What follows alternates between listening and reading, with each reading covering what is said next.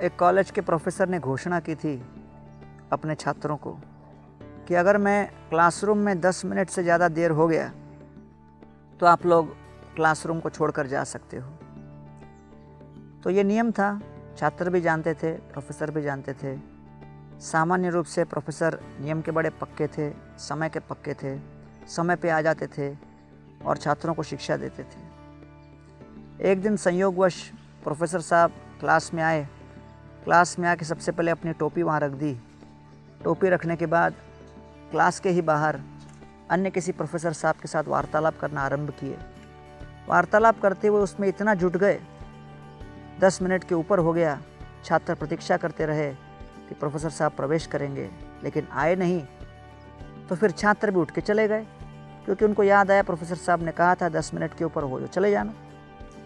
अगले दिन प्रोफेसर साहब बड़े परेशान हुए, क्रोधावेश में आकर चिल्लाने लगे, आप लोगों ने इतना दुस्साहस किया, मैं क्लास के ठीक बाहर खड़ा था, फिर भी आप वहीं से उठ के चले गए।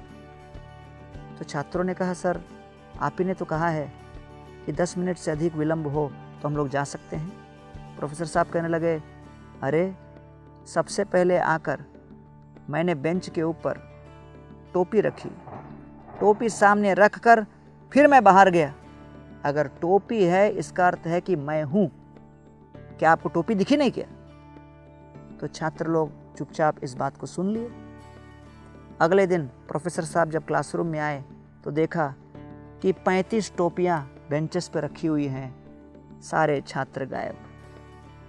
गीता में भगवान कहते हैं, यद्यत आचरति श्रेष्ठस तत्तत एवेतरो जना सयत प्रमाणम कुरुते लोकस्तत् अनुवर्तते। आप में से कई लोगों ने अनुभव किया होगा कि अपने बच्चों को आप कुछ संबोधित करो, कुछ ज्ञान देने का प्रयास करो, कुछ अनुशासन की कुछ बातें बताओ, तुरंत आपके वाणी में और आपके कार्यकलाप में क्या भिन्नता है वो तुरंत वर्णन करेंगे और कहेंगे कि देखिए आप कैसे भिन्न व्यवहार प्रदर्शित कर रहे हो, इसलिए आपके ऊपर हमारी श्रद्धा नहीं आती।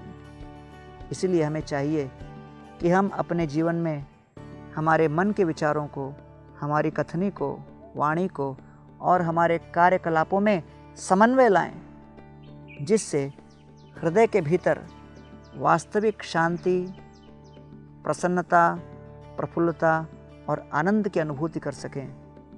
क्योंकि जब तक तन, मन और धन के साथ हम अपने आप को एक सेवक के रूप में अनुभव नहीं करते, स्वीकार नहीं करते और इस भाव में दूसरों के प्रति सम्मान और सेवा भाव व्यक्त नहीं करते, तब तक वास्तविक संतोष और प्रसन्नता इस जीवन काल में संभव नहीं।